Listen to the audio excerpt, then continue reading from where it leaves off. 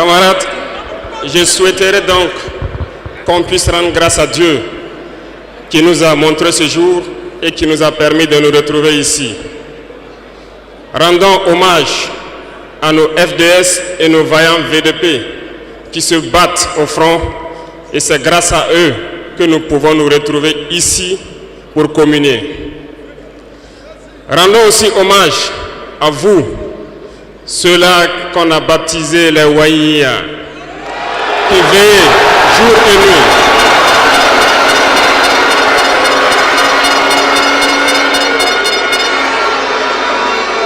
Vous qui veillez sur cette transition, vous qui veillez sur l'itinéraire que nous avons tracé, merci beaucoup à vous.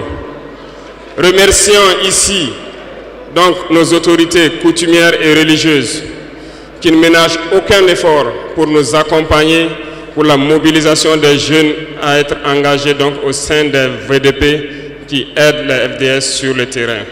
Merci beaucoup à tous d'être là.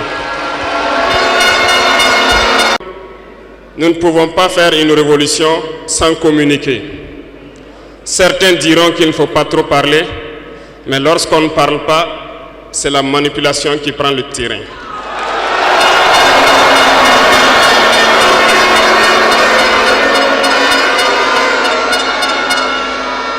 Comprenez quelque chose. Le père de la Révolution communiquait beaucoup. Je parle ici de Thomas Sankara.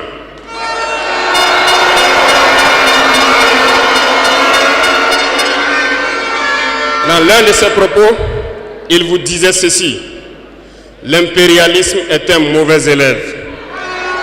Lorsqu'il est cherché de la classe, il revient toujours. Et je me souviens qu'à son adresse à ses compères donc de la CEDEAO, il disait que pour rompre le cordon ombilical qui nous lie à l'impérialisme, n'allez pas chercher une maïticienne d'État avec des doigts futés, un ciseau bien aiguisé pour rompre ce cordon. Mais plutôt, il vous faudra un bûcheron robuste avec une hache bien aiguisée pour donner un coup sec et rompre le cordon.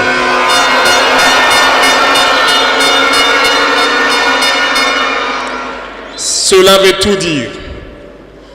Je m'en vais vous expliquer un peu comment est-ce que l'impérialisme se comporte. Après l'assassinat du père de la Révolution, justement, le régime qu'avait voulu l'impérialisme s'est installé. Dans les années 90, vous vous souvenez tous d'un programme qui nous a été imposé, le programme d'ajustement structurel. C'était qu'un plan. Je vous explique. En mettant en place ce programme dans nos contrées, vous avez remarqué au fil des 2 décennies qui ont suivi, toutes nos usines qui étaient en place ont été privatisées. Notre économie a été déstructurée.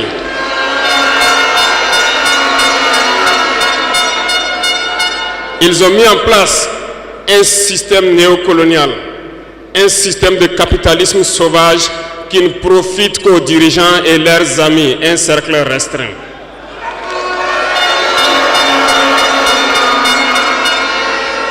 Du côté des forces, ils ont tout fait pour déstructurer nos armées. Ils ont dit de baisser le budget des armées, de ne plus les équiper, de ne plus s'entraîner. Ce qui a été fait dans la sous-région. Nos armées ont été réduites en néant. Ils préparaient la chose. Pendant ce temps, les grands pays comme le Niger, le Mali ont connu une résurgence de ce qu'ils ont appelé des rébellions. Des séparatistes venus de nulle part ont tenté de diviser ces pays. Ils n'ont pas réussi. Mais l'aboutissement de leur plan était qu'à partir des années 2010, c'est-à-dire 20 ans plus tard, que le terrorisme s'invite dans nos terroirs. Effectivement, on l'a vu naître 20 ans plus tard. Des individus ont été choisis et on leur disait juste Allez-y les combattre. Leurs armées sont déstructurées. Nous avons travaillé à ce que cela arrive. Ils ne pourront jamais vous arrêter et vous allez les imposer ce que nous voulons. Ces individus ont recruté de jeunes innocents, ignorants, dans nos différentes campagnes, à qui ils injectent la drogue et les amènent à tuer leurs compatriotes. Et le mal est né. Comment est-ce que ces individus ont été entretenus? N'oubliez pas, ici au Burkina Faso, on hébergeait des chefs terroristes. Ça a été bien planifié.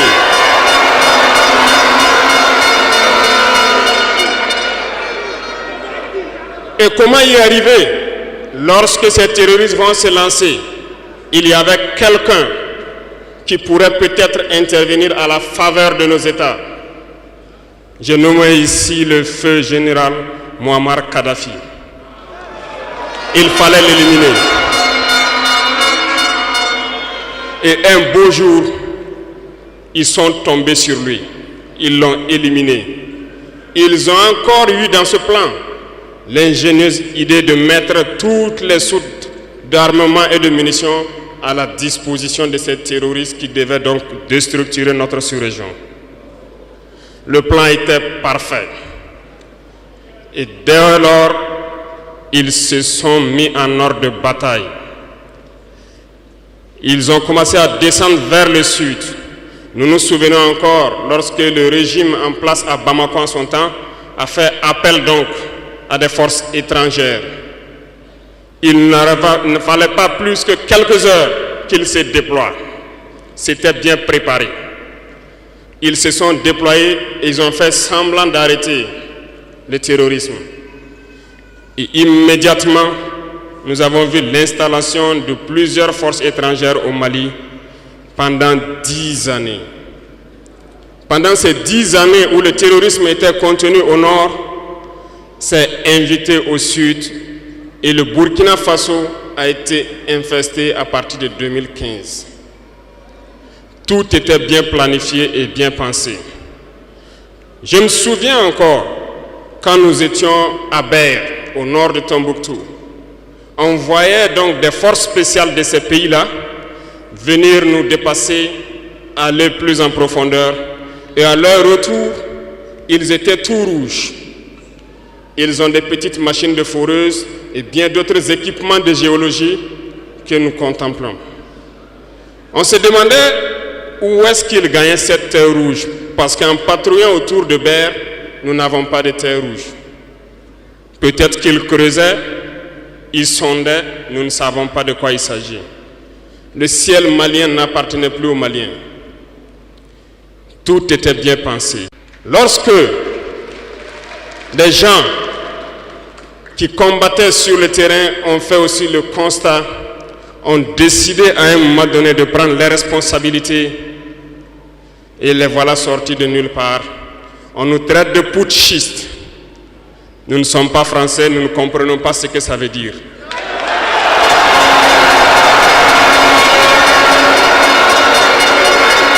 Et les valets locaux, qui sûrement ne comprennent même pas le sens profond du mot, nous appellent aussi putschistes. Très bien, on se l'approprie.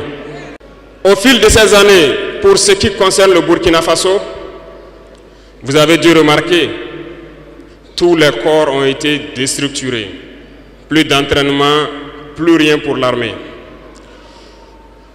Ils ont imposé dans tous nos états-majors, toutes nos écoles et toutes nos structures stratégiques, ce qu'ils ont appelé des conseils militaires. Lorsque nous nous sommes révoltés le 30 septembre 2022, la première des choses était de chercher à savoir qui sont ces conseillers militaires et où ils étaient. Nous avons donc pu identifier que le mal est profond. Et la première des choses était de leur demander de quitter notre armée.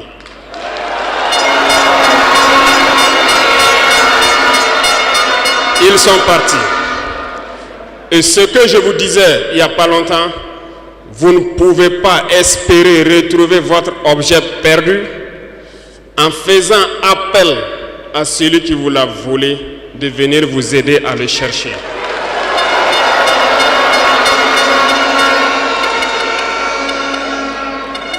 Il fallait dès lors décider, prendre des décisions courageuses. Ce que nous avons décidé de faire. Ça n'a pas été sans conséquence. Parce que lorsque nous avons déjà demandé aux conseillers de partir, nous avons senti des manifestations. On nous a fait comprendre qu'on ne pourra pas s'en sortir sans eux. Et à chaque fois qu'ils nous le disaient, ça s'est traduit par des attaques d'envergure sur le terrain. Nous avons bien reçu le message. Lorsqu'à l'orée donc de l'année 2023, nous avons décidé de dire donc aux forces étrangères présentes ici de partir parce que nous voulons lutter en burkinabé.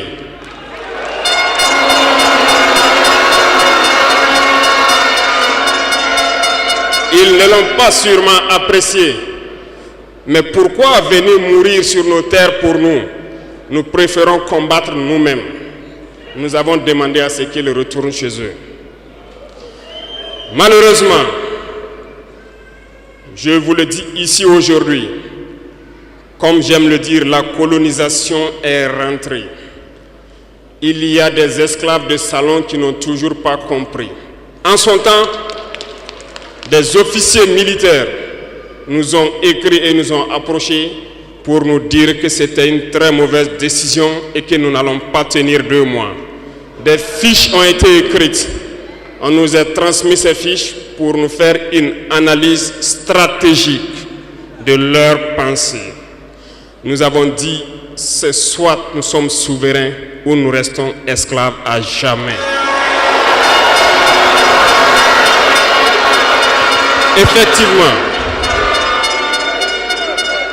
lorsque le dernier soldat a quitté le Burkina Faso, nous avons compris de quoi est-ce qu'il s'agissait.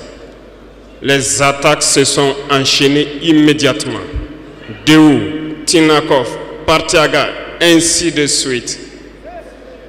Mais ce qu'ils avaient oublié, c'est que le peuple du Burkina Faso avait compris notre message et s'était engagé sur la même voie que nous.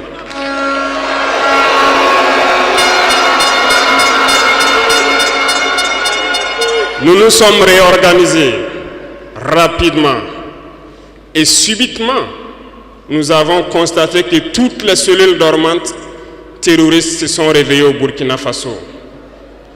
On a réorganisé l'armée au plus vite, à une vitesse inégalée. Nous avons créé plusieurs unités et même si plusieurs autres sont à venir, nous les avons équipées. Et aujourd'hui, cet équipement se poursuit parce que dans les jours à venir, les mois à venir, ce que vous allez voir venir au Burkina Faso doit faire de notre armée une puissance à craindre.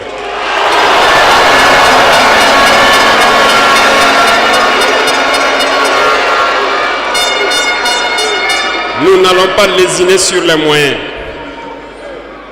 Nous avons compris que le combat qui est engagé contre l'impérialisme sera dur, très dur. Mais seuls les durs vont passer et les Burkinabés sont des durs. Et nous allons passer. C'est pour vous dire que l'impérialisme a tout son temps.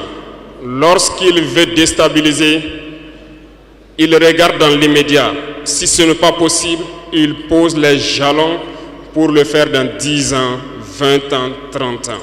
Mais il n'a aucun intérêt à ce que nous soyons indépendants. Aujourd'hui, tout ce qu'ils souhaitent pour le Burkina Faso, c'est le chaos. Parce qu'ils espèrent faire venir ces forces étrangères ici et espérer récupérer la situation dans 10 ans, même dans 20 ans. Mais nous ne les laisserons jamais parvenir à cet objectif.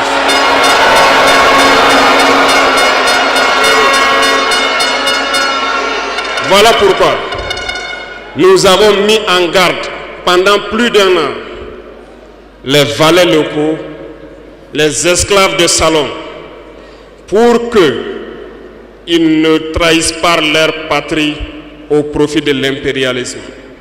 Certains ont compris, se sont rangés.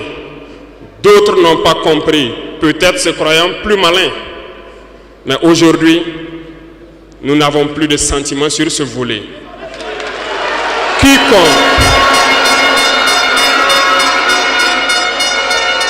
Quiconque va trahir sa patrie au profit de l'impérialisme, il sera traité comme tel.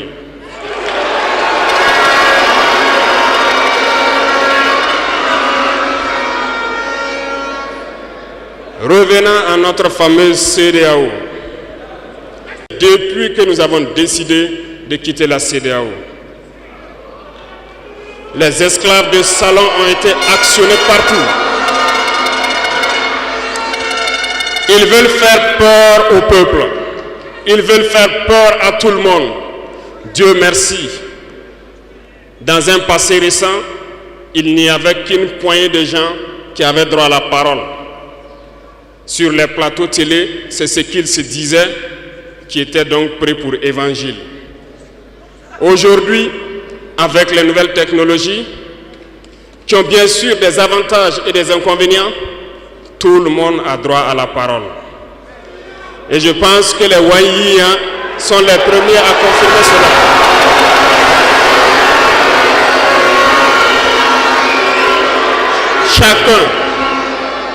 Chacun peut faire son analyse sur une situation.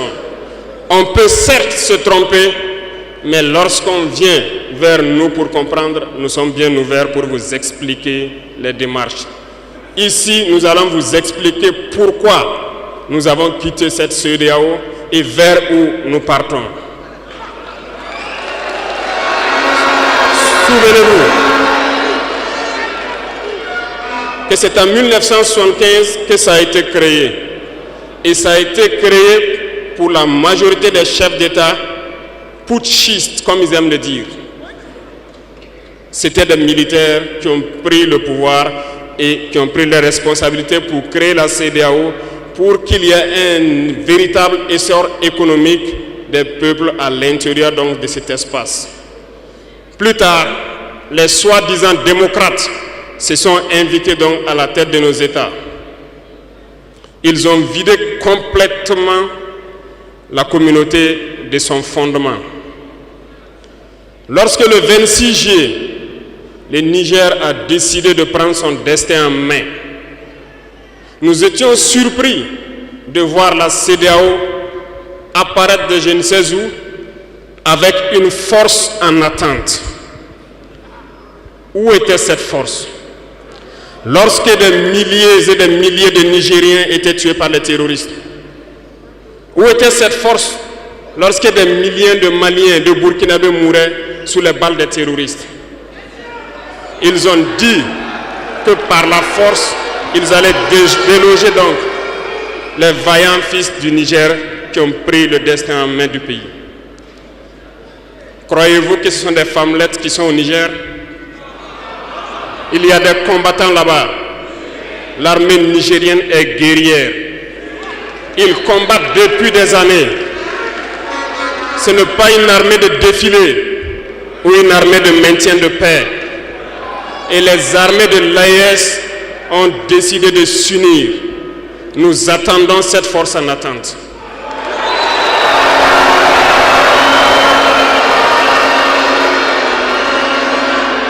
Il faut que ces soi-disant démocrates le comprennent.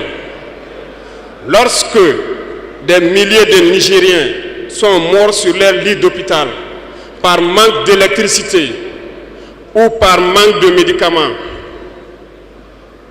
c'est du crime. Ils sont responsables de ces sanctions, ils sont responsables de ces morts. La même chose se passe au Mali. Avec le Burkina, nous avons des sanctions indirectes. Parce qu'il faut que les gens comprennent. Lorsqu'ils partent prennent leurs consignes de l'autre côté, ils viennent, ils font tout pour l'appliquer. C'est honteux. Certains ont décidé de ne pas fournir l'électricité à nos pays. Ce n'est pas gratuit, nous payons. Et ça contribue à leur économie.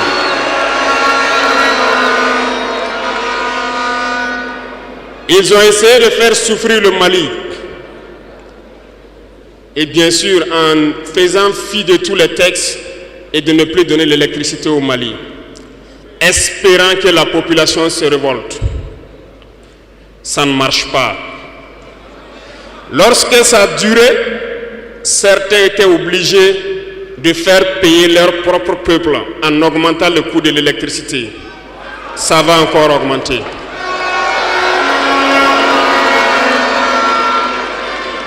Cela nous donne plusieurs leçons.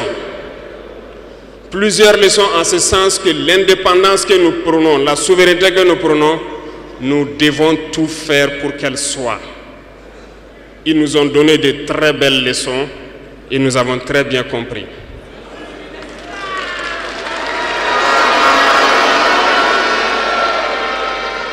Certains ont fermé leurs ports, ce qui d'ailleurs va à l'encontre de tous les textes internationaux parce qu'on ne peut pas fermer les ports à un pays sans littoral. Ils l'ont fait, ils ont violé les textes. La communauté internationale n'a pipé mot. Personne n'a parlé dans la CEDEAO. Mais dans les ports, nous ne faisons pas transiter nos marchandises gratuitement. Nous payons.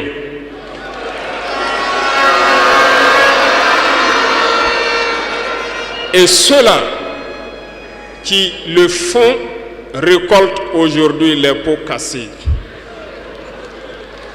Et je pense que c'est une leçon pour eux aussi, qu'il ne faut toujours pas appliquer les consignes de leur maître. Il faut qu'ils le comprennent pour toujours. La CEDEAO n'a jamais fait un communiqué pour féliciter une victoire de nos armées.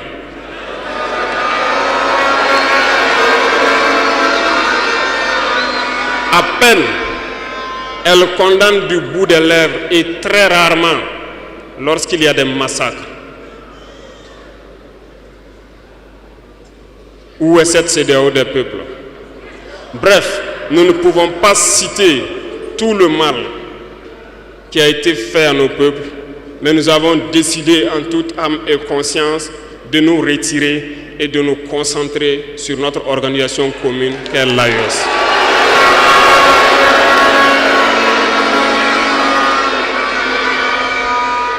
Retenez que il n'y a pas de peur, parce que en prospectant et en nous mettant au travail, nous avons remarqué une chose. Dernièrement, certains ont décidé d'interdire l'exportation de certains produits alimentaires vers le Burkina Faso. Très bien. Ils ont donné une durée. Nous ferons en sorte que, à la fin de cette durée, nous interdirons l'entrée de ces produits sur notre territoire.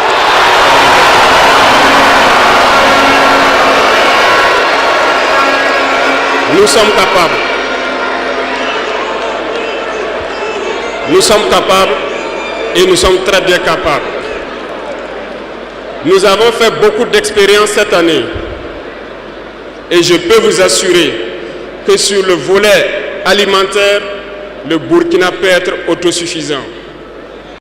Et nous avons de braves paysans. Nous mettrons tout en œuvre pour que nos paysans puissent labourer leurs terres et cultiver dignement. Et je mets au défi quiconque doute de cela, que si nous décidons aujourd'hui au Burkina Faso d'être dans 3 ans ou 5 ans premier exportateur de cacao, nous le serons.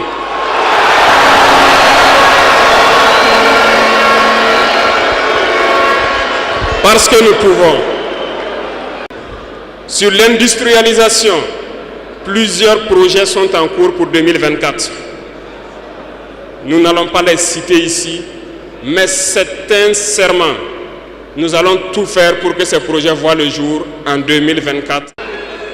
Lorsque vous prenez l'économie, certains, quand on les écoute, ça fait pitié. Ils n'ont même pas le courage de faire comprendre au peuple qu'il y a moins de 5% d'échanges économiques entre les États de la CEDEAO.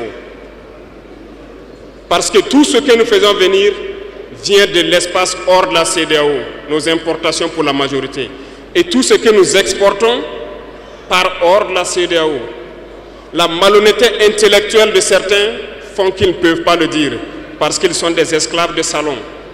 Ils ne peuvent pas vous dire ça pour que vous soyez confiants. Mais je vous invite à rester confiants, sereins, imperturbables, parce que nous pouvons avoir cette indépendance tant sur le plan alimentaire, tant sur le plan industriel. C'est possible et nous sommes lancés sur ce chemin.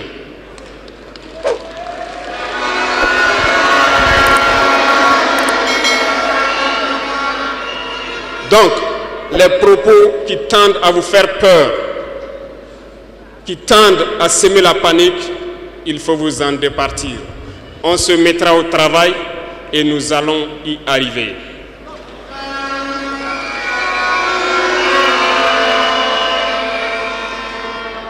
Revenons donc à un aspect général dans l'Afrique. Thomas Sankara disait que l'esclave qui n'est pas capable d'assumer sa révolte ne mérite pas que l'on s'apitoie sur son sort. Cet esclave répondra seul de son malheur s'il se fait les illusions sur la condescendance suspecte d'un maître qui prétend l'affranchir. Seule la lutte libère. Et je m'en vais vous dire que si pour se libérer, un esclave se fait des illusions sur la providence d'une croyance que son maître lui a imposée pour le maintenir dans les ténèbres, il se fout le doigt dans l'œil. Il restera à jamais aveugle dans les ténèbres et ne verra jamais le jour.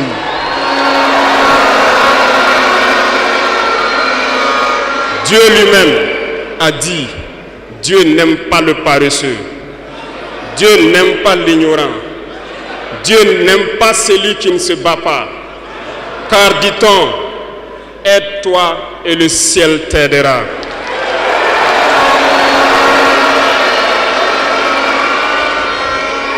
Et je ne passerai pas sous silence une partie du slogan donc des pionniers qui vivent aujourd'hui parmi nous. Oser lutter, savoir vaincre. Nous avons osé lutter dans l'AES et nous saurons vaincre. N'ayez aucune crainte. La veille citoyenne que vous avez engagée, c'est un message à toute l'Afrique. Et le Burkina Faso est solidaire et soutient tous les peuples d'Afrique qui souffrent le martyre. Mais nous voulons aussi dire qu'il est temps que les Africains arrêtent de s'apitoyer sur leur sort, de se morfondre, de se lamenter. Il faut lutter. Ça ne viendra pas du ciel tout seul. Il faut lutter d'abord et Dieu va vous aider. Et le Burkina Faso est prêt à aider tous les peuples qui vont mener cette lutte.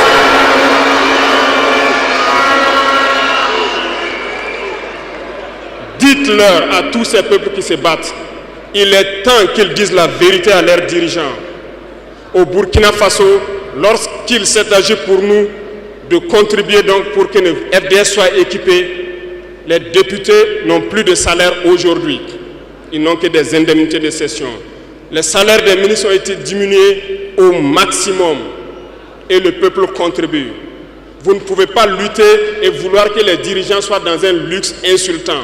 Les peuples doivent se réveiller et exiger cela de leurs dirigeants.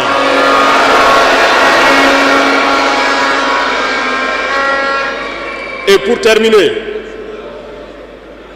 je lance donc un appel à tous les peuples de l'AES, à travers vous, pour qu'ils restent unis et solidaires. Toute souffrance a une fin. La lutte que nous avons engagée est dure. Mais il faut rester la tête sur les épaules parce que l'arme fatale de l'impérialisme reste la manipulation à travers la communication. Sachez reconnaître les valets locaux. Sachez reconnaître les esclaves de salon. Sachez reconnaître tout cela qu'on soudoie pour venir vous vendre de fausses informations. Pour vous-même, restez sereins et ne vous divisez pas. Parce que l'impérialisme a 1000 manèges dans son sac. Vous devez être vigilants. Vigilants et très vigilants. Merci à vous les VDP donc des différentes villes qui veillent jour et nuit pour que notre patrie reste debout. Et donc rendez hommage tous les jours aux FDS et aux VDP qui se battent au front. Merci beaucoup pour votre attention. Merci à tous ceux qui se sont déplacés ici pour que nous puissions nous entretenir. Merci à ceux qui sont dehors, qui n'ont pas pu accéder. La patrie ou la mort, nous